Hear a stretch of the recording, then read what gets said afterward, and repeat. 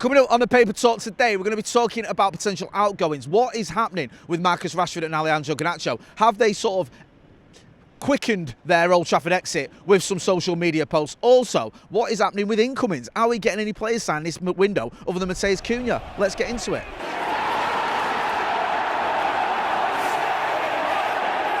Jay here for Stretford Paddock. This is the Paper Talk. As you can see, I'm outside Old Trafford and it's spitting, get them in. You might need your Parkers on this morning. Loads of stories to get through. Before we get into all that though, make sure you are hitting like, share and subscribe. We want to get to 900,000 subscribers now. That's the next target. We've smashed through the 800,000 mark, and with your support, we will get to 900,000 sooner rather than later.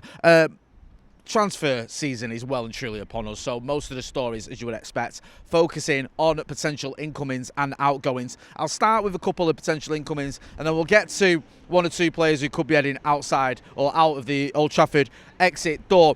United have been linked with a goalkeeper from Real Madrid. Saw this in the Manchester Evening News and one or two other publications running with this story about United sort of looking at Real Madrid's Andriy Lunin. Doesn't feel like there's too much in it, to be honest with you. Now, obviously, Courtois is Real Madrid's first choice goalkeeper. Lunin did play a lot of games. I think it was last season when Courtois had that injury, when it was his meniscus, whatever it was he injured. Whatever it was. I think it was his meniscus when he had an injury there. So the Ukrainian international stepped in. This season, he hasn't played as many games. I think it's been about 14 in all competitions. So it's not like his first choice. He's still relatively young for a goalkeeper. I think he's is he in his mid-20s, I want to say. So I wouldn't be surprised if United were looking at someone like that who isn't first choice at their club, but is at a big club. Does make sense in that respect. But I think that the people reporting it, we're not seeing anything where you feel like this is proper concrete, like this is going to happen, like we're going to see anything sort of moving forward anytime soon. So to be honest with you, it's one just to keep an eye on. Take it with a pinch of salt, but stranger things have happened. I'm not completely convinced that this is a transfer that is moving forward. Just letting you know what's being reported, and as always, we will keep you posted if there are any movements on that transfer. Another player that we might be looking at is the lad from Palmeiras, Richard Rios. Now, this is the midfielder. I think he's 25 years old. Now, I did a story yesterday, I was on my Paper Talk yesterday, was talking about the reports of United being in for João Palhinha, the former Fulham man who's now at Bayern Munich. Now at Bayern Munich, isn't getting a lot of games. There was various reports that Manchester United could be looking at bringing him in. He turns 30, I think, in a couple of weeks, so not ideal bringing a 30-year-old, but if the price was right, maybe it's a bit of a stopgap that could make sense. And a lot of people in the comments and in the chat when we were live and afterwards, I read a few comments saying we should be looking at Rios, we should be looking at this lad from Palmeiras, and it seems that there's reports this morning that we are doing that. I think the Manchester Evening News are running this story, one or two others as well. I think the Express might have had it too, saying that United are looking at him. The only issue here is it got an £85 million buyout clause, I think it was saying, which sounds too excessive for Manchester United to be going out spending 85 million quid on a midfielder, especially a midfielder who's never played in the Premier League. I don't see it happening.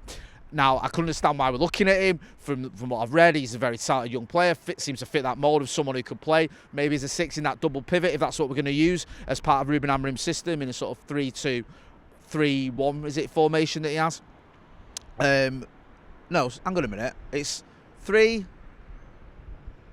well, right, let me get this right. 3-4-3, should we say? Yeah? Should we just go with that? Even though it isn't quite 3-4-3, is it? It's more like 3-4-2-1. That's what I was trying to say. Yeah. It's not like I do this for a living. So could he fit into that midfield? Yes, he could. Are Manchester United going to pay 85 million quid for him? Probably not. One to keep an eye on. Again, I know I keep repeating myself on that front, but it does feel like that's what we're doing at the minute. A lot of you rave about him. A lot of you are rating him in the comments. Certainly a talented young lad. Are we going to pay 85 million quid? No. Can a deal be made for a little bit less than that? Potentially. We'll have to wait and see. I'm not against Manchester United looking outside of Europe to bring in players. Trying to get those players before they get to Europe and start smashing it. Trying to get players that we've seen in the past who've come over to Europe, gone to teams like Brighton and then done well, and then Manchester United have looked for him. It feels like that's what we're doing with Diego Leon, where we've got him from Paraguay. There's talk of him even going straight out on loan, but getting him in young before he goes to perhaps a Brighton, does well, and then we pay 50 million quid for him. I understand all that, but this isn't quite the case with Richard Rios because he's already going to cost you a lot of money. So you're not getting a player who's on the cusp of something where you're getting him for maybe 10, 15 million. You're getting a player that's so established in his division, or his league I should say, that he is going to cost a lot of money. So we'll have to wait and see there. It does feel a little bit unlikely, but Could happen. Let me know what you think. Get involved in the chat in the comments. Let me know what you think about Rios. Let me know what you think about Lunin. Let me know what you think as well about Palhinha if you haven't commented on that one. In terms of outgoings, one player who looks like he's certainly cementing his exit is Alejandro Garnacho.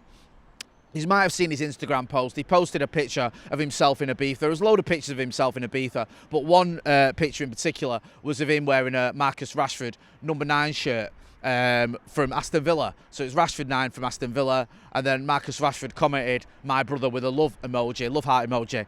Not gone down too well with the Manchester United fan base. A lot of people quite angry about this. Just feels like it's sort of almost trolling Manchester United when you've got a player who has had a bit of an issue with Manchester United fans over the last sort of 6 months, if not a bit longer, in Alejandro Garnacho. Not too many people happy with what he posts on social media. He always does these sort of, just a little bit, not cryptic posts, but almost like he's having a dig at times posts. And it feels like this is one of those. Maybe I'm looking into it too much, but certainly the reaction from a lot of people on social media has been one of anger from Manchester United fans. Like, what is he doing? Just get rid. It feels like he's sort of giving the club a bit of a kick in the teeth. Same with Marcus Rashford commenting on it. "My brother," again, people angry at that. People looking at it going, is he sort of, I don't know, sticking his nose up at Manchester United as well? Just feels like these two players need to move on, and it saddens me to say that. 2 academy graduates, 2 players who have scored important goals for Manchester United, who have had good seasons for Manchester United, who have helped Manchester United win trophies, but it doesn't seem like either of them have a future at Manchester United, and they're almost revelling in it, aren't they? That's how it feels to me.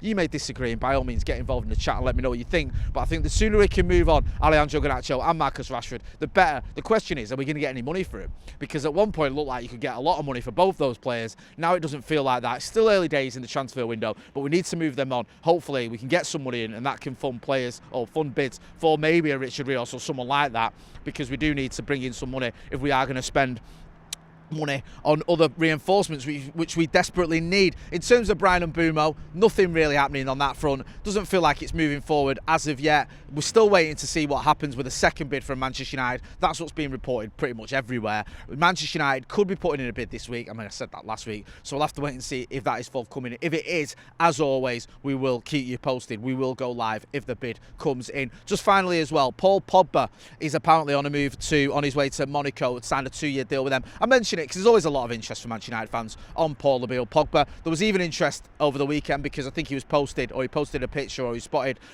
in a picture with likes of Kobe Mainoo and Lenny Yoro training with them.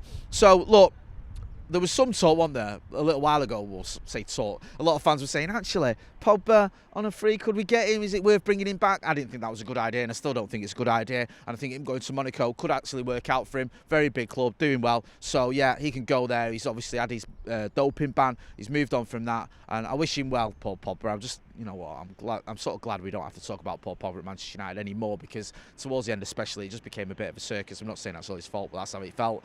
And yeah, I just think we can all move on, and I'm looking forward to the day when we can move on from talking about Alejandro Garnacho and Marcus Rashford as well. Saddens me to say, but yeah, it's time they moved on too. Going to leave it there. Make sure you are hitting like, share and subscribe. Got the Paddock podcast coming up later on today. We're also going to have Finn in to do Academy Review, where he's going to be talking about Nick Cox's departure and what that means for Manchester United as well. So if you've not done so already, make sure you're subscribing to the channel. I'm Jay Motti. This has been the Paper Talk. Thanks for watching.